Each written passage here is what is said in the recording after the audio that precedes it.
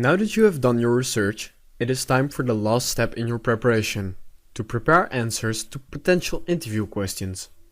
Preparing answers will help you with the fluency during the interview, and it also guarantees your answers are correct and powerful. You will first learn more about some useful techniques in answering questions. Next, we'll discriminate 4 different kinds of questions, and we'll see how to go about constructing answers to the different kinds. During the job interview, the recruiter tries to find out as much about you. What kind of a person are you? Are you motivated? What technical or interpersonal skills do you have? Do you have enough self-knowledge? There are a lot of underlying questions almost every recruiter will try to answer for themselves in any job interview. A general rule is that you should focus your answer as much as possible on the common ground between you and the company or position. For example, when the recruiter asks you during the interview, what are your strengths, you can give several answers, since you have more than one strength. When you pick a strength that matches with the company and position needs, this will be a much better answer than when you pick a strength that doesn't subserve the match you are trying to convey. Mostly, it's not about whether you'll be able to answer, but what about you choose to answer. So how do recruiters try to find answers to these underlying questions? Recruiters basically do the same thing in every interview.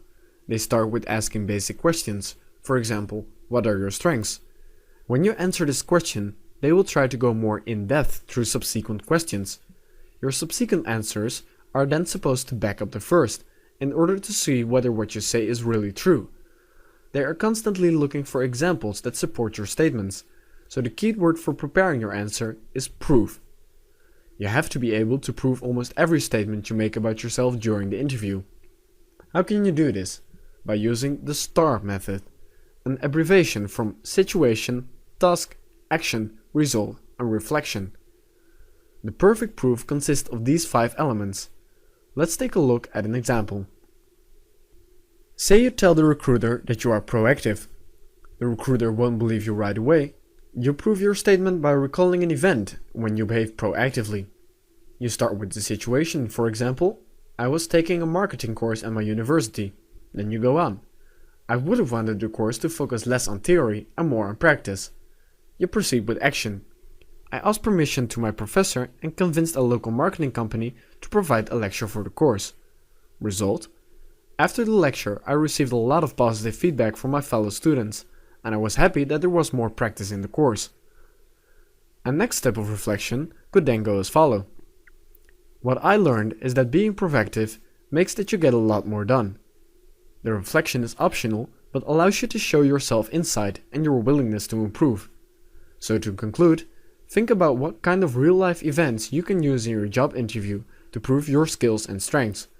It can be difficult to come up with something on the spot. As said, you should focus your answer mainly on the common ground between you and the company or position. Besides this, it's a good thing to provide answers in which you showcase your unique graduate skills. There are certain skills and traits recruiters especially value in graduates. If you possess these skills, being a graduate can be perceived as a really positive thing. The first one is ambition. Because graduates are generally young and intelligent, they have a lot of growth potential. For recruiters, the most important indicator of graduate future growth is their ambition. Since you can only grow if you are able to reflect on your own behavior, self-reflection is something that is also highly valued by recruiters. Another thing recruiters value in graduates is innovativeness. Having new and fresh ideas goes a long way. You just finished your education and you still have your own ideas on how to go about working, being part of a company, and accomplishing things. Think about whether you recognize yourself in one or more of these graduate traits. Again, you can prove these by using the STAR method. Now you know more about how to compose answers, let's look at what questions you can expect. Recruiters will ask you many questions, and most of them will be one out of 4 categories. Knowing these categories and how to handle them will make that you are well prepared for any interview. Recruiters will usually start by asking some basic information about you. These questions are meant to get an idea of you and your experience, as well as to get to know how familiar you are with your own story. The second category of questions is about your motivation. These questions are to check whether you want the job badly or not. The last category of questions will be about your personality and character. These questions are to determine whether your personality will actually fit in or not. Let's examine these 4 categories in more detail now. First, the basic information questions, which are meant to give the recruiter an idea of you and your background. Many recruiters start the interview by saying, "Tell me about yourself."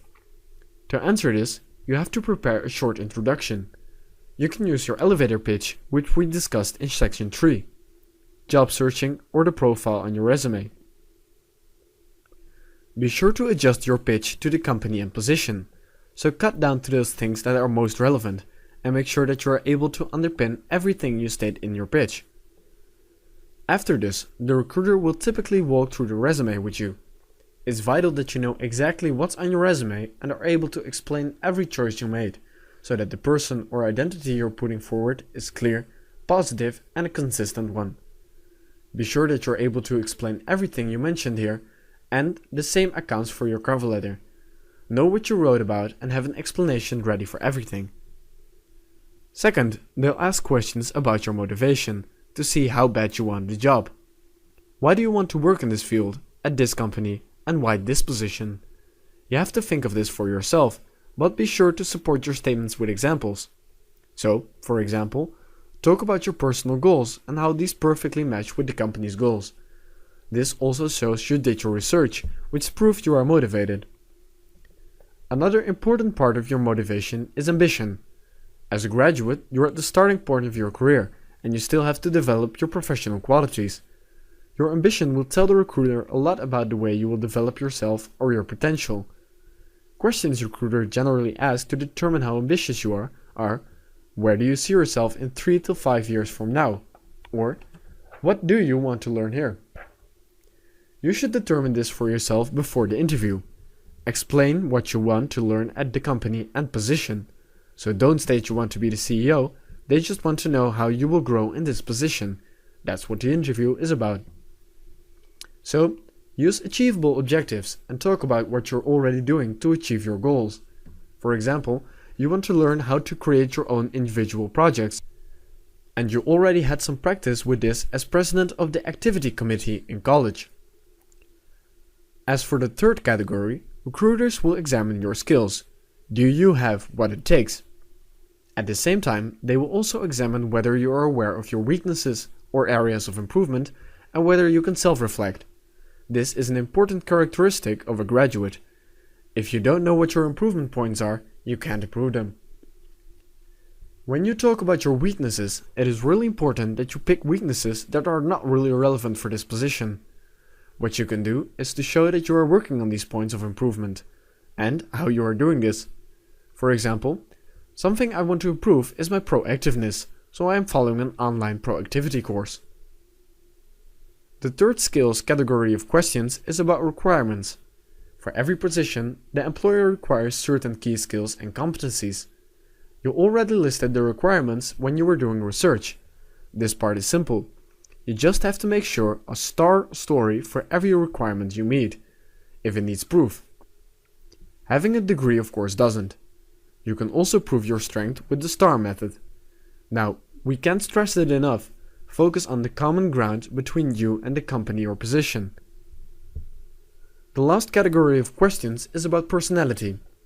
You can be motivated and meet all the requirements, but will you fit in? To find more about your personality, recruiters will ask you to describe yourself or how your friends would describe you. In section 1, self-analysis, you already examined your personality, and this will help you to answer these questions. Of course, there are many ways to describe yourself. To prepare for the best answers, you can select positive traits relevant for this position and support them by using the STAR method. The 4 categories we discussed will usually cover most of the job interview questions, say 90%.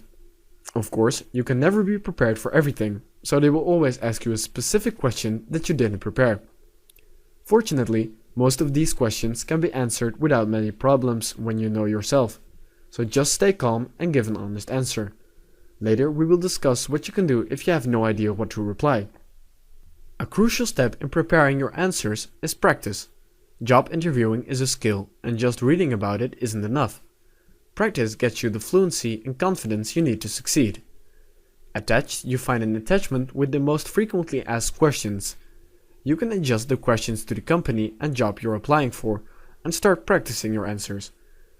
Ask a family member or friend to play for interviewer, or even better, someone that recently did a job interview. This will make you be better prepared than 90% of the other applicants. What you can do now is prepare answers to the questions discussed in this lecture. After this, you can practice your answers by using the interview questions attachment.